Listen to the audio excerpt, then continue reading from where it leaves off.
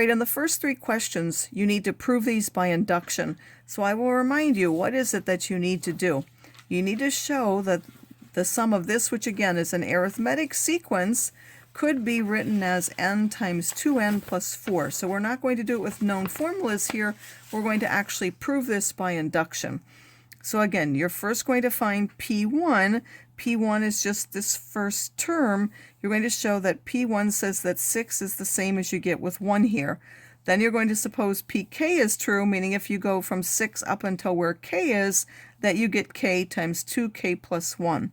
And then you need to show that if you add one more term to that, which is by putting in K plus 1, what should you get? So what does PK plus 1 say? That's the final thing you're going to do, is that if you go 6 plus 10 up until 4 times K plus 1 plus 2, that in the end you should get what? In the end, you should be able to show that that's K plus 1 times 2 times K plus 1 plus 4. So you need to be, that should be the very last step that you have. This will be the start of the K plus 1 step, and then this will be your last term of that K plus 1 step.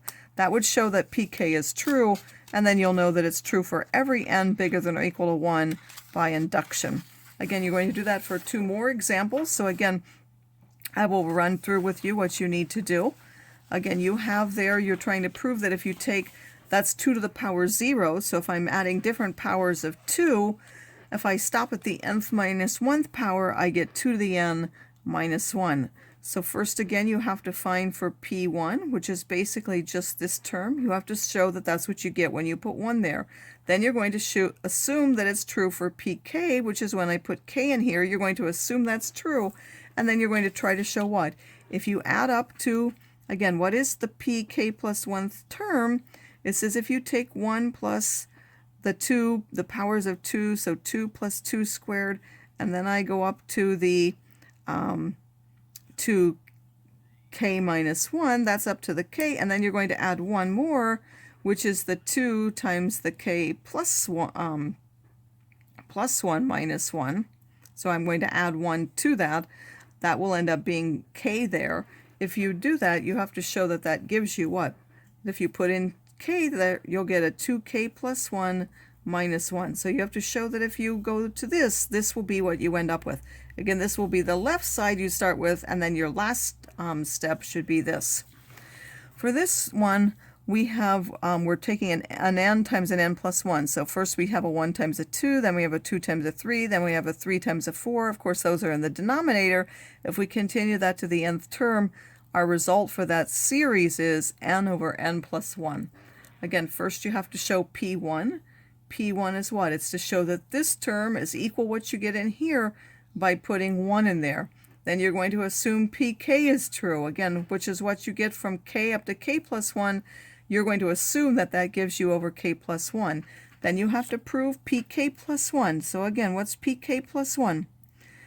It means you have 1 over the 1 times the 2 plus 1 over the 2 times the 3 plus, again, you have 1 over k times k plus 1.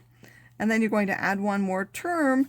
You're going to go from k plus 1 to k plus 1 plus 1, which is now k plus 2.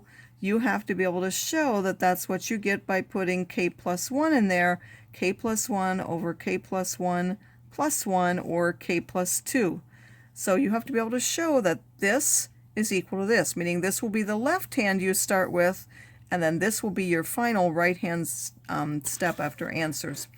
These you're going to write first in summation notation, meaning you're going to do what? You're going to decide whether these are k's or k squareds or k cubed, and then how many are you adding. So I'm going to add from k equals 1 up to what?